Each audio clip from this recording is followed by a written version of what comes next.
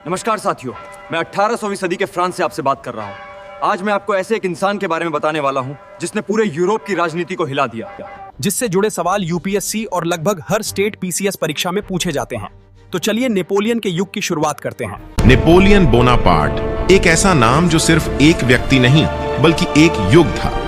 क्या आपने कभी सोचा है कि एक आदमी पूरे यूरोप को कैसे हिला सकता है?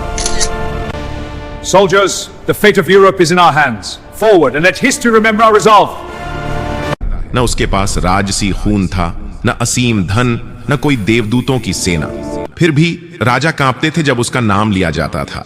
उस आदमी का नाम था नेपोलियन बोनापार्ट, और उसकी सबसे बड़ी ताकत उसकी तलवार नहीं थी, उसकी सोच थी।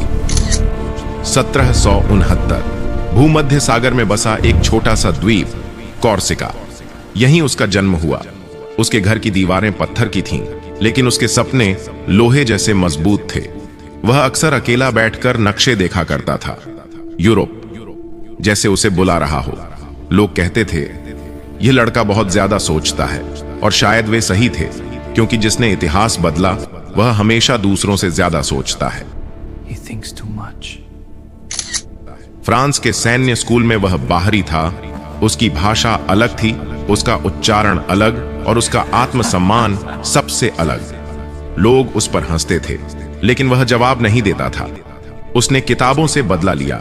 रणनीति, युद्ध, भूगोल, यही उसे सबसे ज्यादा पसंद थे। यहीं उसने सीखा कि युद्ध हथियारों से नहीं, दिमाग से जीते जाते हैं, और यही सोच एक दिन पूरे यूरोप को हिला देने वाली थी। 18वीं सदी का फ्रांस बाहर से चमकदार था, लेकिन अंदर से सड़ चुका था। राजा लुई 16 और रानी मैरी एंटोइन सोने के महलों में रहते थे, जबकि आम जनता भारी टैक्स देती थी, भूखी रहती थी, और बोलने का उनको हक नहीं था। This is everything we have. It is not enough. Such is their lot. कानून अमीरों के लिए था और सजा गरीबों के लिए। लोग चुप थे, लेकिन अंदर उनके आग जल रही थी। 1789 में वह आग विस्फोट बन गई। पेरिस की सड़कों पर भीड़ उतरी। बेस्टिल जेल, जो राजा की तानाशाही का प्रतीक थी, उसे गिरा दिया गया। यह सिर्फ एक जेल नहीं टूटी थी, यह डर टूट रहा था।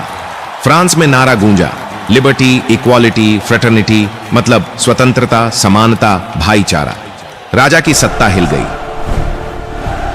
जनता ने राजा और रानी को फांसी दे दी।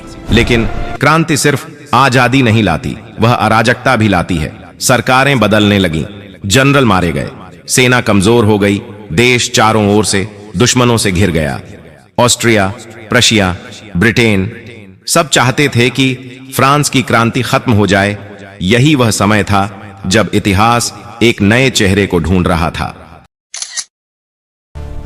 नेपोलियन बहुत जल्दी समझ गया था कि सेना की असली ताकत संख्या में नहीं, नेतृत्व में होती है।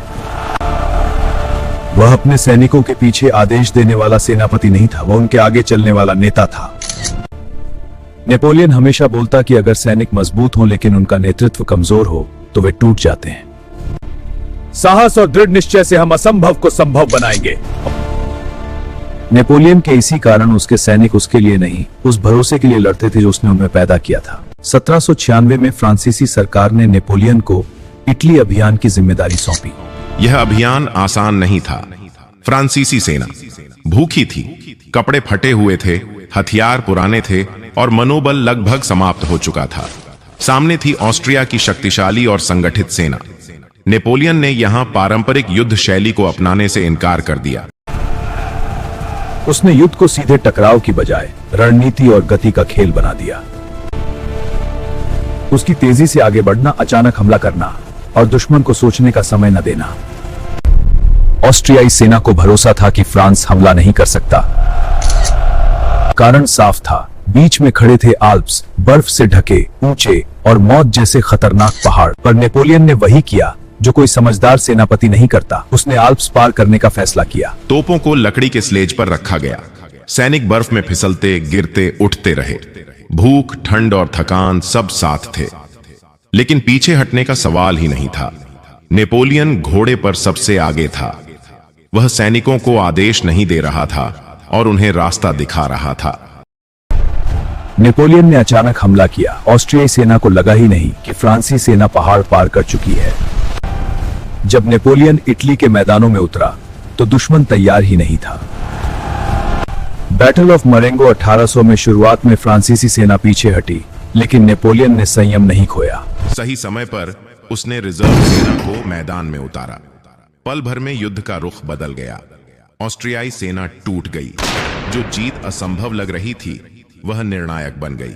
हाय फ्रेंड्स, नेपोलियन के अभियानों की बात हो और मिस्र मींस इजिप्ट अभियान का जिक्र न हो, ऐसा कैसे हो सकता है? नेपोलियन के इजिप्ट पर आक्रमण से जुड़े सवाल परीक्षा में बार बार पूछे जाते हैं, इसलिए इस हिस्से को ध्यान से समझना बहुत जरूरी है। 18वीं सदी के अंत में यूरोप की राजनीति तेजी से बदल रही थी। फ्रांस और ब्रिटेन, दो शक्तिशाली साम्राज्य, पूरी दुनिया पर प्रभुत्व की लड़ाई लड़ रहे थे। ब्रिटेन से सीधी लड़ाई आसान नहीं थी। उसकी असली ताकत जमीनी सेना नहीं, बल्कि उसकी शक्तिशाली नौसेना और वैश्विक व्यापारिक नेटवर्क था। भारत उस समय ब्रिटिश साम्राज्य की आर्थिक रीढ़ था। भारत से आने वाला व्यापार, सोना, मसाले, कपड़ा और संसाधन ब्रिटेन की शक्ति को जीवित रखता था। इस व्यापार का सबसे अहम मार्ग मिस्र से होकर गुजरता था। मिस्र केवल एक देश नहीं था। अगर मिस्र पर नियंत्रण स्थापित हो जाता तो भारत से ब्रिटेन तक जाने वाला व्यापारिक रास्ता गंभीर रूप से बाधित किया जा सकता था। पर ब्रिटेन से सीधी लड़ाई संभव नहीं थी, क्योंकि ब्रिटेन का नौदल पूरी दुनिया में सबसे शक्तिशाली था। इसीलिए नेपोलियन ने मिस्र पर हमला किया ताकि भारत से आने वाला ब्रिटिश व्यापार रोका जा सके। 1798 में नेपोलियन मिस्र पहुंचा। मिस्र ब्रिटेन के भारत व्यापार का रास्ता था। नेपोलियन जानता था ब्रिटिश नौसेना से सीधी लड़ाई संभव नहीं, इसलिए नेपोलियन व्यापारिक रास्तों पर हमला किया। मिस्र में जमीनी जीत मिली, पर अगस्त 1798 में नील नदी के पास ब्रिटिश नौसेना ने फ्रांसीसी फ्लीट पर अचानक हमला किया। ब्रिटिश एडमिरल होरेशियो नेल्सन की अगुवाई में रात के अंधेरे में किया गया। यह हमला पूरी तरह योजनाबद्ध था। कुछ ही घंटों में फ्रांस की अधिकांश नौसैनिक शक्ति नष्ट कर दी गई। यह नेपोलियन की पहली बड़ी रणनीतिक असफलता थी। 1799 में फ्रांस में राजनीतिक अराजकता थी। 18 ब्रूमेर के तख्ता पलट में नेपोलियन ने सत्ता संभाली। धीरे धीरे नेपोलियन फर्स्ट कॉन्सल बना और फ्रांस का वास्तविक शासक। 1804 में उसने खुद को फ्रांस का सम्राट घोषित किया। युद्ध जीतने से साम्राज्य बन सकता है, लेकिन व्यवस्था बनाए बिना वह टिक नहीं सकता। इसी सोच से फ्रांस में एक ऐसी कानूनी व्यवस्था तैयार की गई जो आने वाली सदियों तक यूरोप की नींव बन गई। इस नए कानून को नाम दिया गया नेपोलियन कोड। यह कानून पुराने राज्यशाही नियमों को तोड़ता था और नागरिकों को कानून के सामने बराबर मानता था। पहली बार स्पष्ट रूप से तय किया गया कि एक कानून राजा या कुलीन वर्ग के लिए अलग नहीं होगा। 2. संपत्ति का अधिकार सुरक्षित होगा। 3. नागरिक स्वतंत्रता को कानूनी संरक्षण मिलेगा।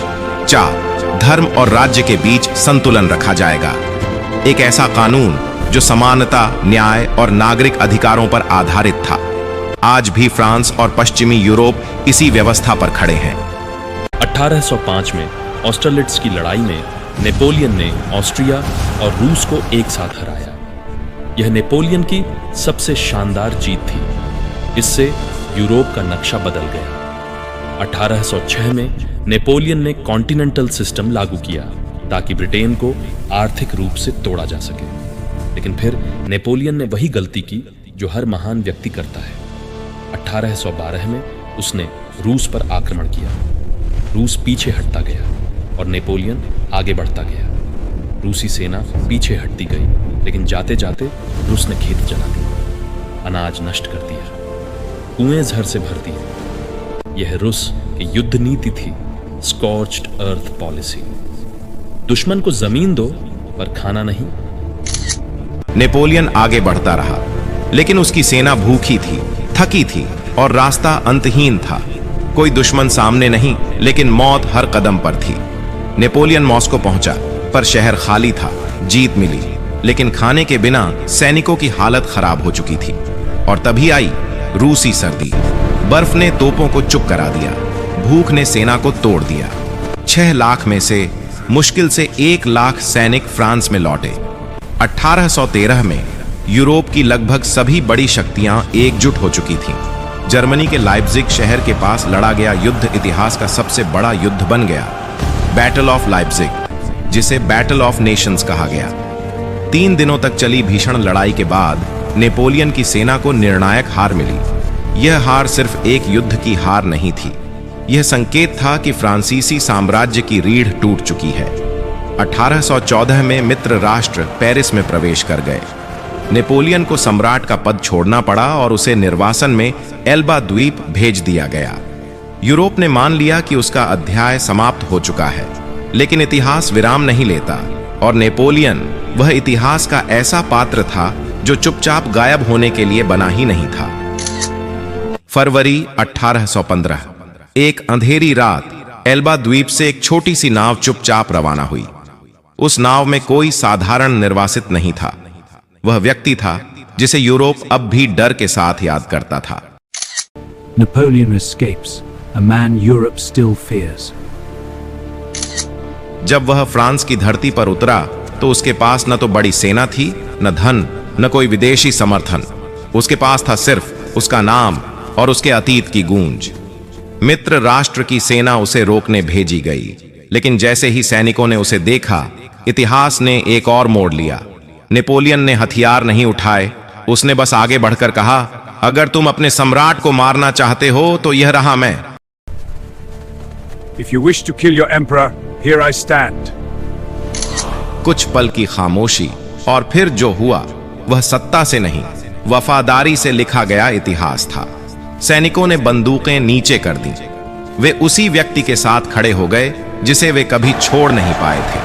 फ्रांस लौटते ही नेपोलियन फिर सत्ता में आ गया। यह काल इतिहास में 100 डेज के नाम से जाना जाता है, सिर्फ 100 दिन जिन्होंने पूरे यूरोप को फिर से युद्ध के कगार पर ला खड़ा किया। 18 जून 1815, बेल्जियम के खुले मैदान और सामने इतिहास की सबसे निर्णायक लड़ाइयों में से एक। यहीं हुआ बैटल ऑफ वाटरलू। एक ओर थी नेपोलियन की सेना और दूसरी ओर मित्र राष्ट्रों की संयुक्त शक्ति Britain, Prussia, Austria, Netherlands, Netherlands और बेल्जियम। पिछली रात हुई भारी बारिश ने मैदान को कीचड़ में बदल दिया था। तोपें फंस गईं, घुड़सवार सेना की गति धीमी पड़ गई और नेपोलियन की रणनीति को पहला झटका लगा। उसने हमला देर से शुरू किया। यह देरी निर्णायक साबित हुई। जैसे जैसे दिन आगे बढ़ा, मित्र राष्ट्रों की सेनाएं एक एक करके मैदान में उतरती गईं। विशेष रूप से प्रशा की सेना का समय पर पहुंचना ने युद्ध की दिशा ही बदल दी। संयुक्त शक्ति के सामने नेपोलियन की सेना टिक नहीं सकी। शाम होते होते यह साफ हो गया था, यह सिर्फ एक हार नहीं, यह अंतिम हार थी। इस बार निर्वासन और भी कठोर था। नेपोलियन को अटलांटिक महासागर के बीच स्थित सेंट हेलेना द्वीप भेज दिया गया, जहां से वापसी असंभव थी। वहीं 1821 में उसका अंत हुआ। उसने युद्ध केवल जीते नहीं, उसने शासन की परिभाषा बदली। उसका नेपोलियनिक कोड ने कानून के समक्ष समानता, धर्मनिरपेक्षता और नागरिक अधिकारों की नींव रखी। आज भी कई देशों के कानूनों की नींव है। उसने यह सिद्ध किया कि नेतृत्व जन्म से नहीं, क्षमता से बनता है। नेपोलियन गिरा, हारा, निर्वासित हुआ, लेकिन इतिहास में अमर हो गया, क्योंकि कुछ नाम सिर्फ जीते नहीं जाते, वे युग बन जाते हैं।